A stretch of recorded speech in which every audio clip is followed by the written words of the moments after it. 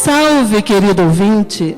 Mais uma vez estamos aqui na graça do Senhor para ministrar a sua palavra para nossos dias. Prepare o seu coração.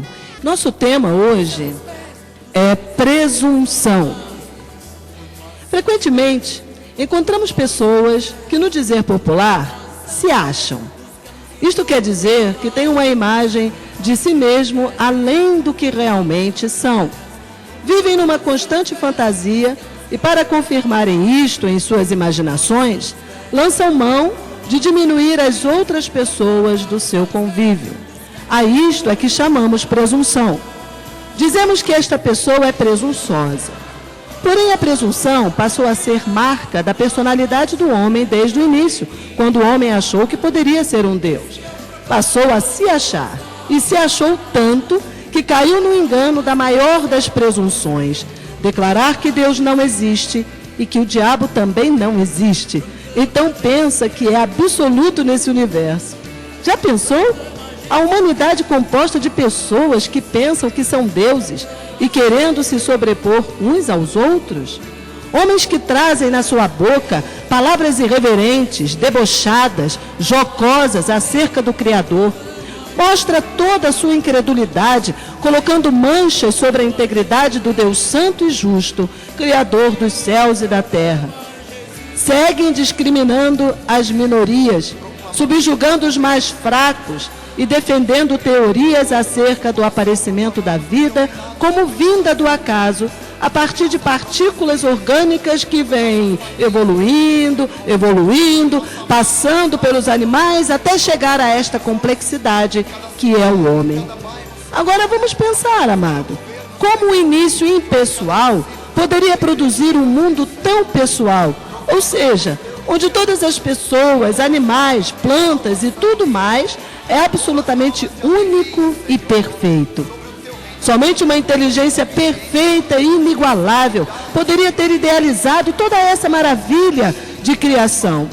Deus declara em sua palavra que a sabedoria do homem se tornou louca e ele se tornou tolo. Então esse homem, perdido em sua presunção de Deus, tornou-se corrupto, devasso, totalmente desrespeitoso e irreverente, removendo todos os limites da ética, do bom senso, do respeito, não medindo esforços para buscar a sua própria glória, mostrando em suas obras todo o potencial da iniquidade do homem do pecado.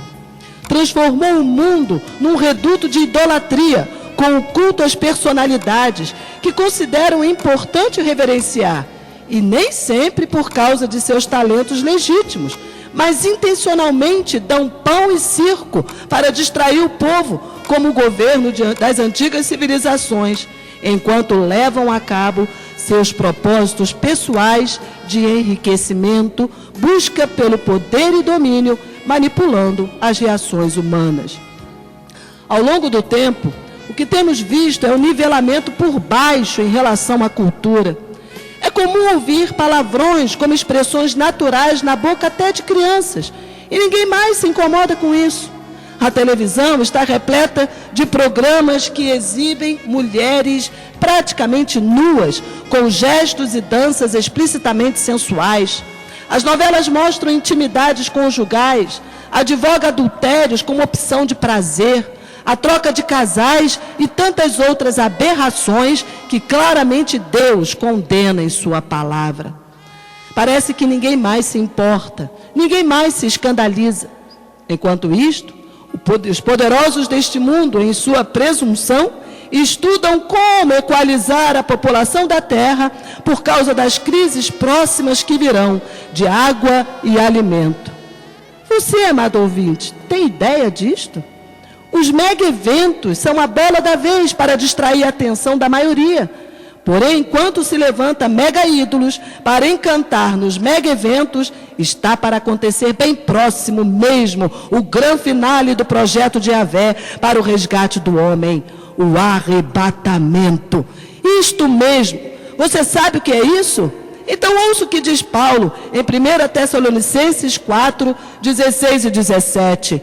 Porque o mesmo Senhor descerá do céu com alarido e com voz de arcanjo, e com a trombeta de Deus. E os que morreram em Cristo ressuscitarão primeiro. Depois nós, os que ficarmos vivos, seremos arrebatados juntamente com eles nas nuvens a encontrar o Senhor nos ares, e assim estaremos sempre com o Senhor. Isto sim será um mega evento para aqueles que o aguardam para a salvação. Glória a Deus.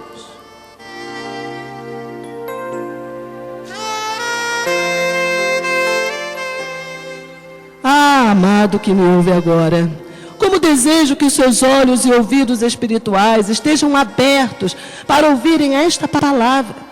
Porém, eu sei que só pelo Espírito de Deus pode ser revelado a quem ouvir com o seu coração, inclinado a encontrar a verdade. Porque a palavra nos adverte assim em 1 Coríntios 2,14. Ora, o homem natural não compreende as coisas do Espírito de Deus, porque lhe parecem loucura, e não pode entendê-las, porque elas se discernem espiritualmente. O apóstolo Paulo, reconhecido em seu meio como um homem inteligente e preparado, contudo não se deixou contaminar pela presunção, mas disse assim neste mesmo capítulo, no versículo 4 e 5, a minha palavra e a minha pregação não consistiram em palavras persuasivas de sabedoria humana, mas em demonstração de espírito e de poder, para que a vossa fé não se apoiasse em sabedoria dos homens, mas no poder de Deus. Que exemplo de humildade, não é mesmo? Seguindo os passos do nosso mestre, Paulo também abriu mão de qualquer glória que poderia ter por conta de suas habilidades naturais para depender totalmente do Espírito de Jesus, a quem agora pertencia. Precisamos hoje, urgentemente, do derramar desse espírito de humildade e submissão sobre nossa geração, que se desenvolve no meio desta sociedade dos nossos dias, cheia de presunção. Governos civis e governos eclesiásticos parecem ter sido contaminados por esta peste. Presumem-se em si mesmo que são donos do destino do povo, que os seguem, se tornando obstinados e cegos em seus intentos. A palavra em 2 Timóteo 3, de 1 a 4, descreve assim esta geração. Sabe, porém, isto, que nos últimos dias sobrevirão tempos trabalhosos, porque haverá homens amantes de si mesmos, avarentos, presunçosos, soberbos, blasfemos, desobedientes a pais e mães, ingratos, profanos, sem afeto natural, irreconciliáveis, caluniadores, incontinentes, cruéis, sem amor para com os bons, traidores, obstinados, orgulhosos, mais amigos dos deleites do que amigos de Deus.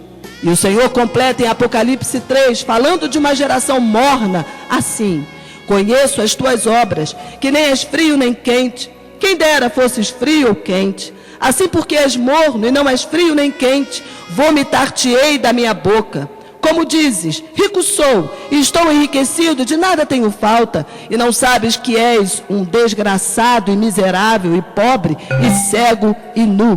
Aconselho-te que de mim compres o ouro provado no fogo, para que te enriqueças, e roupas brancas para que te vistas, e não apareça a vergonha da tua nudez, e que unjas os teus olhos com colírio para que vejas.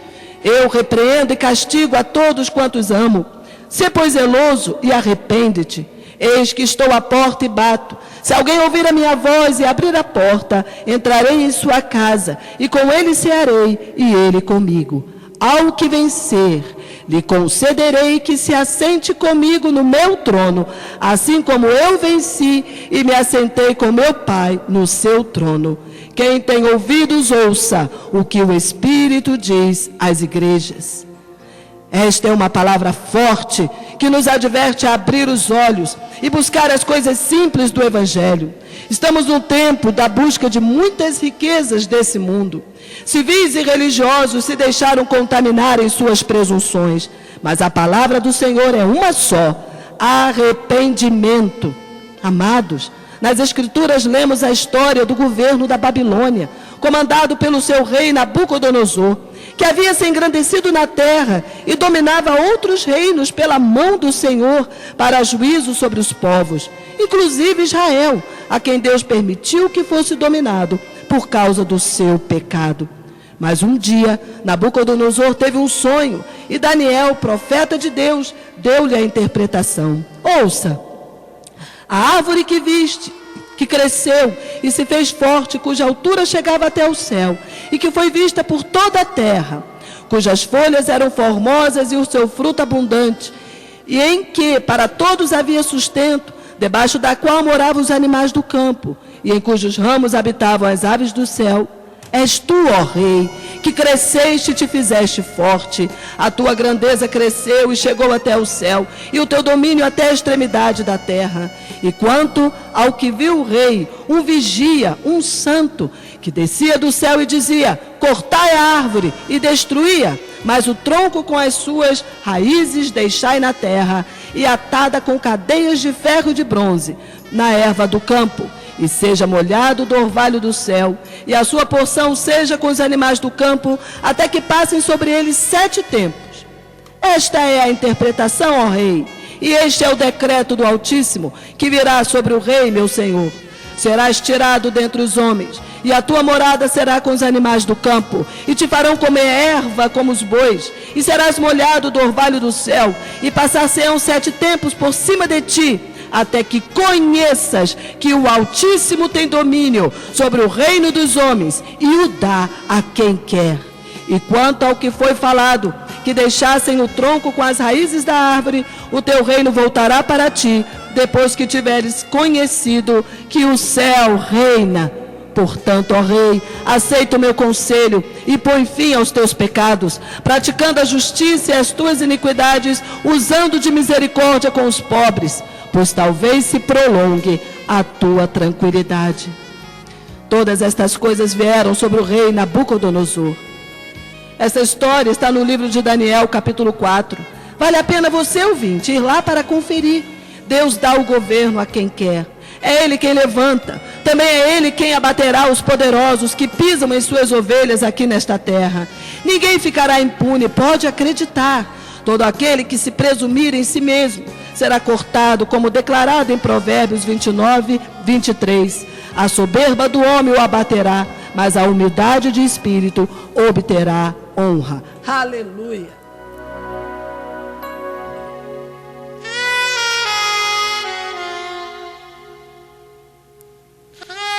Amado ouvinte, o Senhor nos fala para sairmos de debaixo desta influência maligna e nos deu a sua palavra pregada pela boca dos seus profetas, pela qual podemos ser salvos. Romanos 10, de 8 a 11 diz: a palavra está junto de ti, na tua boca e no teu coração. Esta é a palavra da fé que pregamos, a saber, se com a tua boca confessares ao Senhor Jesus e em teu coração creres que Deus o ressuscitou dentre os mortos, serás salvo, visto que com o coração se crê para a justiça e com a boca se faz confissão para a salvação. E ainda diz: todo aquele que nele crer não será confundido. Aleluia! Aquele que está verdadeiramente em Cristo tem olhos para ver as artimanhas dos homens inescrupulosos e das trevas enganadoras. Não seremos enganados. Em Provérbios 28, 5, lemos: os homens maus não entendem o juízo, mas os que buscam ao Senhor entendem tudo. E mais, torre forte é o nome do Senhor, a ela correrá o justo e estará em alto refúgio. O maior trunfo do diabo, amado, é fazer com que acreditem que ele é essa figura pitoresca e lendária associada aos prazeres, ou ainda que é apenas o lado mau dentro do homem. Ouvi com muito pesar uma conversa entre jovens que diziam ser o inferno um lugar onde tinha muitas prostitutas e muita cerveja. Misericórdia para essa geração que está se desenvolvendo numa cultura tão distanciada de Deus e da verdade. O próprio Jesus falou mais sobre o inferno do que o céu. Isto porque todos nós nascemos destinados ao inferno e precisamos desesperadamente do Salvador Jesus para que possamos ter esperança. E o inferno, amado, é um lugar literal de sofrimento eterno e dor, descrito como um lugar de tormento. Ao contrário do que alguns acreditam, o inferno não é uma alegoria, mas é um lugar real. Satanás sabe que pouco tempo lhe resta e luta para denegrir a imagem de Deus na sua criação, reduzindo o homem a um ser instintivo, cruel, animalesco, capaz de destruir até aquilo de que precisa para viver, ou seja, os recursos naturais dados por Deus ao homem para a sua própria sobrevivência. Não se iluda, agora mesmo existe uma guerra sobre a sua cabeça, disputando a sua vida. De um lado, Satanás, buscando fazer com que você permaneça com um véu nos seus sentidos espirituais, entorpecendo a sua mente com as distrações desse mundo vil. E de outro lado, Jesus Cristo, que foi capaz de dar a sua vida para o teu resgate, provando o seu amor por você. A decisão é tão somente tua.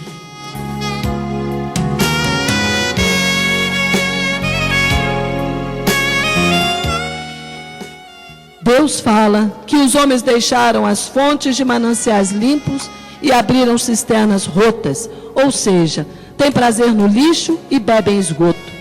Diz que se fartarão do fruto de sua própria presunção. Saiba, amados, que os reis da terra se prostrarão ante ao Senhor da glória. Aliás, todos se prostrarão. A diferença é que aqueles que confessam a Jesus agora, antes da sua vinda, se arrependem e são batizados, serão salvos e vão encontrar com Ele nos ares, serão arrebatados, glória a Deus. E isso está muito, mas muito próximo mesmo de acontecer. Há outro aspecto que quero ressaltar. Nesse tempo do fim, cada vez mais vai se distanciando um lado do outro. Quer dizer, vai ficando mais incompreensível o que estamos falando, porque na cultura que está emergindo nessa nova geração, os valores de Deus estão se escasseando. E diz as Escrituras que os homens não suportarão a sã doutrina, terão comichões em seus ouvidos. A sociedade está se tornando tão estranha ao que é santo e reto, que já algumas partes da Bíblia estão sendo proibidas de se mencionar em público. É aterradora a situação, mais grave do que se pode pensar. Jamais pensei que veria isso. Bem diz em Apocalipse 22, 10 e 11. E disse-me, não celes as palavras da profecia deste livro, porque próximo está o tempo. Quem é injusto, faça injustiça ainda. E quem está sujo, suje-se ainda. E quem é justo, faça justiça ainda. E quem é santo, seja santificado ainda. Bem, isso está falando de uma separação clara entre aqueles que estão de um lado e de outro, entre aqueles que são de Cristo e aqueles que assumiram a cultura paganizada da sociedade atual. Quem é de Cristo ama, segue, declara e defende sua palavra e vive para encontrá-lo. Ser cristão é viver como a Bíblia diz para viver. Porém, há muitos que se dizem cristãos, mas vivem como incrédulos e ateus.